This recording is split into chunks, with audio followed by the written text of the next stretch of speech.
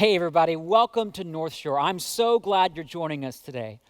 We're in a series called Now is the Time. And if this is your first time with us, I'm really glad you're here because I think today's message will give you a clear picture, not just of what we want to be doing as a church, but what Jesus wants every church to be doing. So I thought we could start with a little thought experiment. So here's the question.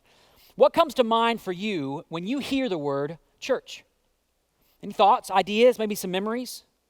Maybe for some of you, church brought to mind a building like this with a steeple out front and a cross. Or maybe for you, church looks more like a building like this, like a cathedral of some kind. Maybe for you, church, you think about what's on the inside. It could be a room with pews and stained glass windows. Or maybe if you have a Catholic background, you think of more of a traditional mass. Or maybe some of you are thinking about an environment where it looks almost like a rock concert going on inside. Or maybe you've never even been inside a church building except for a wedding or a funeral. Or maybe, like me, you've been in church almost every week of your life. I mean, I grew up going to Sunday school every week, and I learned about the Bible through this very high-tech device called the flannel graph. Anyone know what a flannel graph is? Looks something like this. And we had a flannel Jesus and a flannel Paul and a flannel apocalypse. I mean, if it was in the Bible, it was on the flannel graph. But regardless of your church experience, most people associate the word church with a place or a building, a location. But did you know that Jesus never once told anyone to go to church? Apostle Paul never once told anyone to go to church because the church isn't fundamentally a place that you go to, it's a team that you go with. It's a community defined not by a gathering, but by a shared purpose, a mission, a goal. And today, we're talking about what that goal really is. And then I'm going to give you a chance to be part of the team. But first, I want to take you back to the very first time that Jesus spoke about the church. The story takes place in the account of Jesus' life written by a man named Matthew. And here's what Matthew writes. He says, when Jesus came to the region of Caesarea Philippi, he asked his disciples, "Who do people say the Son of Man is?"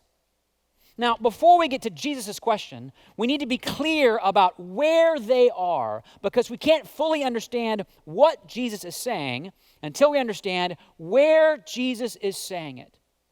Jesus and his disciples are in this place called Caesarea Philippi, which is about 25 miles north of the Sea of Galilee on the northern border of Israel. Today, if you've been to this area, you know it looks something like this.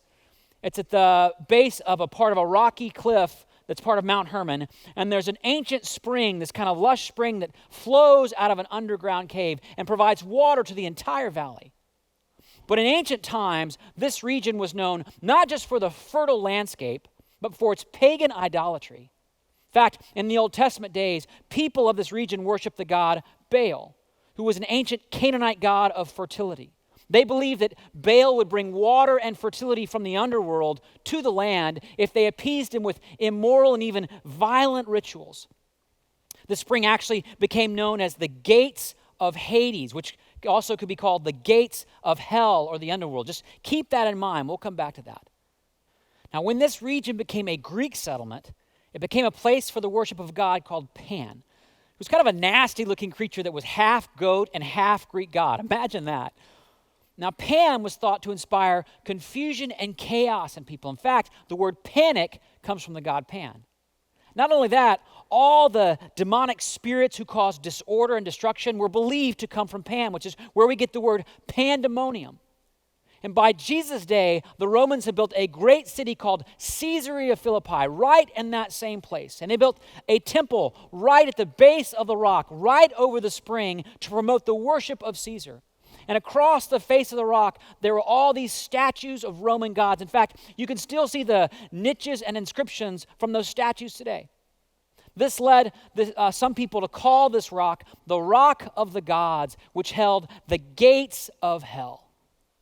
So if you're one of the disciples, you're probably thinking, what in the gates of hell are we doing in Caesarea Philippi, a region that was known for its idolatry and its immorality? In fact, Jews in that day didn't live in Caesarea Philippi. They wouldn't even visit Caesarea Philippi. So why did Jesus go there? Because he wanted to introduce his disciples to this brand new, kind of crazy idea called the church. Before he does that, Jesus has a question. He asks his disciples, who do people say the Son of Man is? In other words, who do people say that I am? And they replied, some say John the Baptist, others say Elijah, and still others, Jeremiah or one of the prophets. In other words, the world doesn't know who you are. At best, they see you as one of the great prophets of the past. And so Jesus laughed and said, how dare they think such inaccurate things about me? Can you even believe these people? I mean, look around. Look at how they live. They should know better. Actually, that's not what he said. Maybe that's what the disciples were thinking. Maybe they were waiting to hear Jesus speak a word of condemnation or accusation against people that certainly probably deserved it. But Jesus didn't ask the question to condemn anyone's lack of belief. He asked it to test his disciples' belief. So look at what Jesus did next. He asked them, but what about you? Who do you, disciples, say that I am? Now, for those of you who've been around church, you can probably guess who was the first to answer. Simon Peter answered, you are the Messiah, the Son of the living God. And Jesus replied, blessed are you, Simon, son of Jonah, for this was not revealed to you by flesh and blood, but by my Father in heaven. In other words, don't get too high on yourself, Peter, because here's the deal. No one is good enough or sincere enough or religious enough or moral enough to make this confession, because whatever we know about God, whatever we believe about Jesus, that's a gift. That's grace. That's a sign that God is at work in you. So don't let knowing the right answer tempt you to believe that you're somehow morally or spiritually superior to those who don't yet know the answer. But then we come to the heart of the story when Jesus finally reveals why he brought them all the way up here. Jesus says, I tell you that you are Peter, and on this rock I will build my church, and the gates of Hades will not overcome it. Does this language sound familiar to anyone else? Now, by the way, more has been written about this one verse than any other verse in the Bible, and it's all about what or who this rock that the church will be built upon is. In the Catholic tradition, this rock is believed to be a reference to Peter himself. In Protestant churches, this rock is thought to be maybe the faith of Peter. But think about it. Once you know where Jesus is, once you can imagine yourself standing before the rock of the gods that hold the gate of Hades, it becomes clear that Jesus isn't talking about building his church on a particular person. He's talking about building his church in a particular kind of place. Here, in the last place you'd think you'd find a church, that's where Jesus wants to start the church.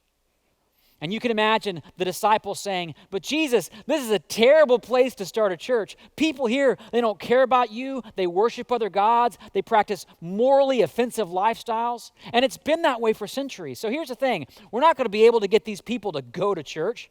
They're not going to like our songs. They're not going to listen to our sermons. They're not going to follow our rules. So maybe we should head back down to Capernaum where there's people who are like us. Or Jerusalem where we have the legacy of the temple. Let's start there. I mean, that's what I would have probably said, because I'm in the church building business, and I've known from years of experience what people in places like Caesarea Philippi think about church. And it doesn't lead to strong attendance numbers. It doesn't lead to an uptick in giving. But thankfully, Jesus is not talking about the church I'm building or any pastor is building. He's talking about the church he's building. In fact, the word he uses for church here is the Greek word ekklesia. Ekklesia. In fact, whenever you see church in the New Testament, in the original language, it's this word ekklesia, which is a combination of the word ek, which means out, and a version of the verb kaleo, which means to call. So an ekklesia isn't just a community that gathers together. It's a community that's been called out or sent out for a purpose. For example, when a quarterback huddles the offense together, it's not so that they can stay in the huddle, it's so that he can send them back out to run a play. It's a football ekklesia. When Nina calls me and the kids together and says, we're out of ice cream, we don't just sit around and debate the merits of chocolate chip versus vanilla. We get in the car and go buy both because we're an ice cream ekklesia. So when Jesus says, on this rock I will build my church, my ekklesia, he's not calling us to stay in the huddle or to sit around and debate the merits of choir music versus modern music. He's saying, I'm calling you together so that you can go out and reach places like Caesarea Philippi, places where marriages are failing, and families are broken, and addiction is flourishing, places where lust is rampant and greed is rewarded and sin is celebrated. Jesus is saying, I'm calling you to go out and give your life for people who think that God is a myth and faith is a crutch and the church is a joke. Why? Because that's what Jesus did. And if you want to know where Jesus set the bar on this, if you want to know what the team goal is, just look back at what he said. On this rock I will build my church, and the gates of hell will not prevail against them. You see, unlike what you're hearing from some churches and church leaders out there, our battle is not with a political party or a social movement. We are at war with the power of hell itself. And here's the good news, that war is over. Because, and this is why it's so crucial that we remember who Jesus is, that he's not just a great teacher or powerful prophet. He's the Son of the living God. And when the Son of the living God died on that cross and walked out of that tomb, sin lost, death lost, hell lost. And the church's job, well, it's pretty simple. We're here to partner with Jesus in putting hell out of business. And in our day, hell is prevailing wherever sin gets excused, or children get neglected, or families get broken, or justice gets ignored, or greed gets glorified. Hell is still winning wherever God is still missing. Which is exactly why Jesus took his disciples to Caesarea Philippi and said, I'm starting my church here. And if you're worried the opposition seems strong, if this all feels a bit overwhelming, remember in that day, gates were a defensive mechanism. They were the last defensive measure before the whole city would fall. And friends, hell is going to fall. Jesus secured that on the cross, and he's coming back on a throne. And between now and then, our job isn't to stay in and be huddled up together. It's to go out like he did, and serve like he did, and love like he did, and sacrifice like he did. Kind of puts a different spin on going to church, doesn't it? See, the reason we gather on Sundays and in life groups and in prayer and in study isn't so we can be smarter or stronger or morally superior, but so that we can go out and put hell out of business, one saved marriage at a time, one child off the streets at a time, one recovered addict at a time, one redeemed soul at a time. Now, does this mean Sundays don't matter or church buildings don't matter? Of course not. The offense needs to huddle up with the quarterback in order to run the right play, right? And we need time to gather and learn and worship and heal. We need time with the quarterback. And that's not me or Wolfgang or any pastor or leader. That's Jesus. And we gather together to be with him, just like his disciples gathered together to be with him. But all that said, this whole church thing, it's not about us gathering together. We are here for those who are not here because, and you've heard me say this before, Jesus never called the world to go to church. He called the church to go to the world. And if our world is going to have any hope of discovering the good news that Jesus is the Son of the living God who came to die for the sin of the world, the church is going to have to remember we are here to serve just like Jesus did. And by the way, there's no plan B. I mean, Jesus didn't say, if this whole church thing doesn't really work out, well, we'll just try something else. He said, on this rock, I'm building my church, meaning the church is the hope of Caesarea Philippi. The church is the hope of our neighbors and neighborhoods. The church is the hope of our cities and our schools. The local church is the hope of the world. In fact, look at what he told Peter. Jesus said, I will give you the keys of the kingdom of heaven. And whatever you bind on earth will be bound in heaven, and whatever you loose on earth will be loosed in heaven. Jesus is saying what you do for others counts for eternity. So if you give your life to what keeps people in bondage, wealth, comfort, fantasy, anger, they'll stay in it. But if you give your life to what brings people freedom, which is Jesus, love, humility, and surrender, people will find it in this life and the next. Why? Because you have the keys. You have access to the power of God, and God's power gets unleashed when we go out and serve. So, that's what we're going to do together. We're going to go out into the world and serve it and love it and partner with Jesus in putting hell out of business. So here's my question. Each week in this series, I've asked you a question. 5 weeks, 5 questions. The question I ask you today is simply this: where are you serving? Where are you serving? Where is your Caesarea Philippi? Where do you see the gates of hell still prevailing? It could be in the life of someone who has a need. Could be around a systemic issue like injustice or racism. Could be a simple act of love for someone who needs it. Where are you serving? And to help you answer that question, sound kind of crazy, we are going to give you the keys. See, there are a variety of ways to serve here in the church, and there always will be, but today we're launching a new strategy to meet more needs, bless more lives, confront more darkness than we've ever had before by giving you the keys. And here's what that means. We are launching what we're calling Together for Teams. These teams will be organized not around the needs of our building, but the needs out in our community. And you won't find just opportunities where you can serve. You can actually post opportunities to serve in your community, which means you're driving what we do. And the best part is anyone can join this from anywhere. And even if you live a long way from where I'm standing, our hope is that wherever you are, people can join you in serving your neighbors and your neighborhoods. And here's the thing, you don't have to go to our church to be able to serve. You can share these opportunities with friends. You can invite people from your work. You can serve if you're older. You can serve if you're younger. You can serve even if you're not sure if you're older or younger. To join our team, you can find all the information you need at northshore.church/together4. That's northshore.church/together4. And we'll be sending everybody on our mailing list a link to get started later today. So all you have to do is check your email and click a link. And I hope you will. Because here's the thing. The answer to all the frustration of life in a pandemic is not just finding some personal relief. It's using your keys. It's being part of the team. It's serving your community. In fact, a while back, one of our volunteers told me, when I'm not serving, it feels like something is missing. There's a hole in my sense of purpose that only serving can fill.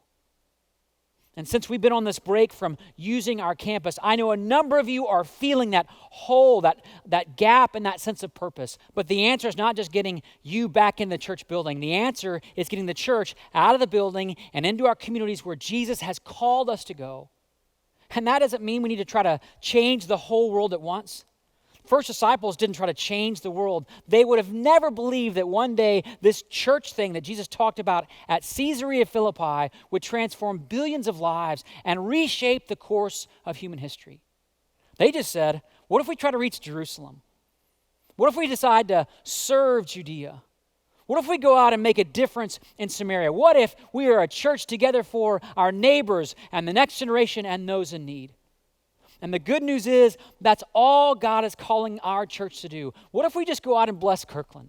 What if we just go serve Bothell? What if we make a difference in Bellevue or Kenmore or North Seattle? What if we go out and put the gates of hell out of business where you live and where you work and where you learn? Because maybe, just maybe, that's part of why God is taking us through this season. Maybe some of those images and pictures and assumptions we all have about the church need a little refreshing. Maybe all the panic and pandemonium we're seeing in our world isn't happening because the gates of hell are winning. Maybe it's because Jesus has decided to take us out of our comfort zone and lead us to places like Caesarea Philippi to remind us now is the time and we are His church.